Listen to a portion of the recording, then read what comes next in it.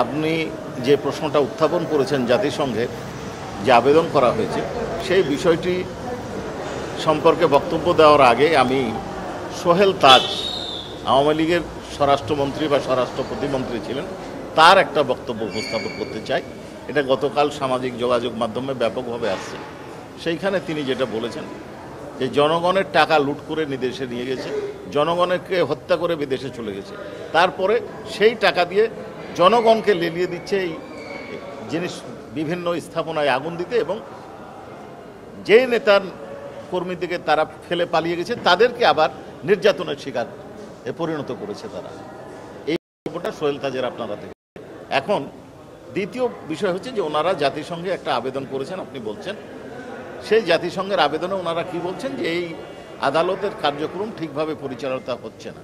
কেন ঠিকভাবে পরিচালিত হচ্ছে না তা আমার কাছে বোধগম্য নয়।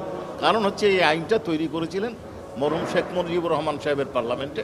ওই সময় বিখ্যাত তিনজন আইনজীবী এটার সাথে সংশ্লিষ্ট ছিলেন, ডক্টর কামাল হোসেন, মনোরঞ্জন ধর এবং আরেক ভদ্রলোক ছিলেন।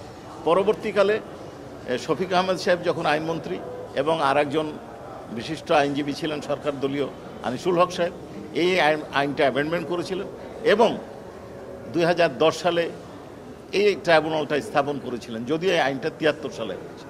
তো তাদের তৈরি করা আইন এবং অনুপস্থিতিতে কিভাবে বিচার চলবে সেই প্রক্রিয়াটা তারাই তৈরি করেছে। তো সেইখানে সেই প্রক্রিয়া অনুসরণ করে বিচার কার্যক্রম পরিচালিত হচ্ছে। এখন এই ক্ষেত্রে অনিয়ম কি হচ্ছে সেটা যদি ধরাতে হয় তাহলে আসামিকে উপস্থিত হতে হবে, উপস্থিত হয়ে আবেদন করে বলতে হবে যে এইখানে এই অনিয়ম হচ্ছে, এখানে এই অনিয়ম হচ্ছে, এখানে অনিয়ম।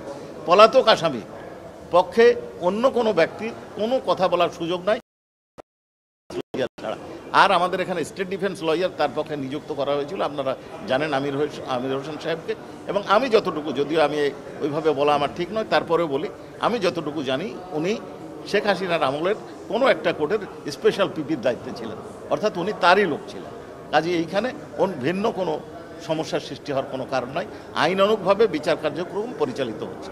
এখন দেশে যে বিশৃঙ্খল পরিস্থিতি সৃষ্টি করার অপচেষ্টা চালানো হচ্ছে তার জন্য আমার বিশ্বাস আইন শৃঙ্খলা রক্ষাকারী বাহিনী দৃঢ়তার সাথে এ ধরনের পদক্ষেপকে রুখে দেবে। যে অভিযোগটা দেওয়া হচ্ছে যে উপযুক্ত লোককে দেওয়া হয়নি, তো তারা উপযুক্ত যাকে বিবেচনা করে একজন স্পেশাল পিপি নিয়োগ করেছিলেন একটা পদে, তাকে এখানে নিয়োগ, তার মানে তার অযোগ্যতা নাই, এটা বলেছি।